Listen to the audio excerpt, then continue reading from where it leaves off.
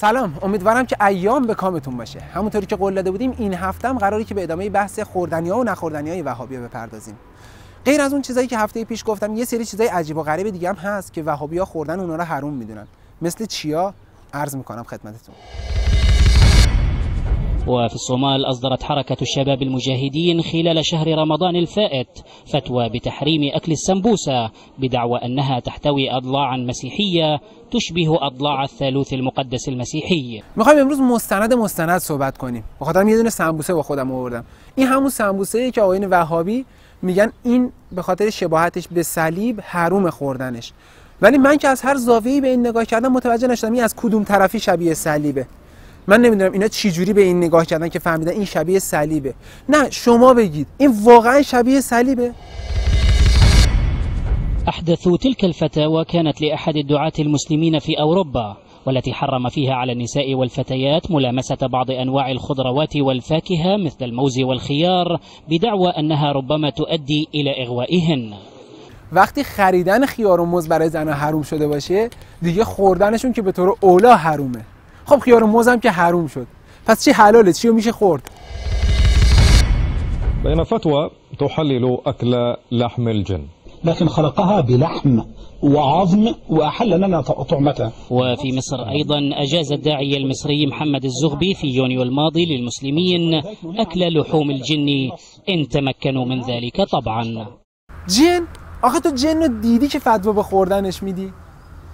بچه مدرسه ما وقتی میخوام برن مدرسه یه لقمه نون و پنیر گردویی، نون و پنیر سبزی، چیزی با خودشون میبرن مدرسه. شما کوچیک بودید نون جن با خودتون میبردید مدرسه؟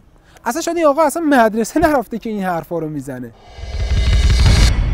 الفرس والله لئن مكنا والله لئن سمح لنا وأعني بذلك كان في الداخل أو في الخارج رسالة للعوامية وهؤلاء السفهاء هؤلاء الذين يلعبون بالنار والله إنما هي قسم بالله تعبدا لله وطاعة لولي الأمر تعبدا لله وإلا والله وتالله وبالله لنسير الجيوش ونسير القبائل عليكم ونأكلكم أكلا ونأكلكم أكلا.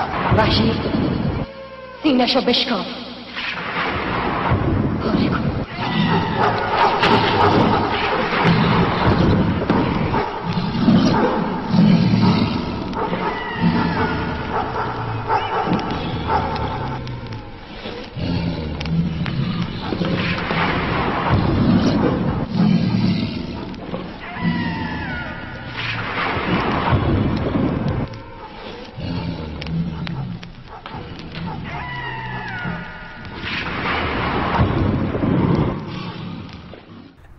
وقت میخواد ما رو هم بخورید؟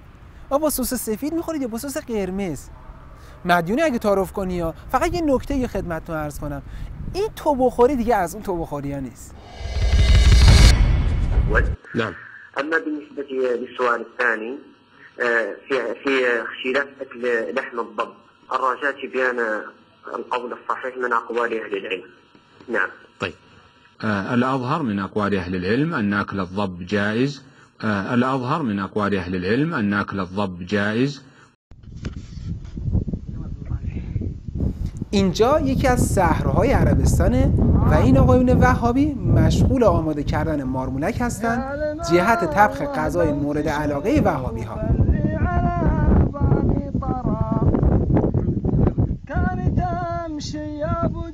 این مارمولک ها رو به سبک‌های مختلفی میپزن.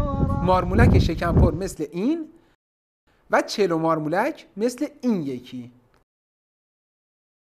واقعا چجوری شما رو میخورن؟ من که ترجیح میدم همون سمبوسه رو بخورم. البته این مارمولک های بزرگ گذشته از مشمئز کننده بودن قیافشون و حروم بودنشون عوضش یه مقدار گوشت داره. باز خدا رو شکر نمیرن این مارمولک کوچیکا رو بخورن. نخور وای اینم خورد. واقعا من نمیدونم این وهابی‌ها کی قراره از این کارشون خجالت بکشن. راستی تا یادم نرفته این شماره پیامک شبکه جهانی ولایته. به ما پیامک بدید و در بهتر شدن این برنامه به ما کمک کنید. بهترین ها رو براتون آرزو میکنم. یا حق.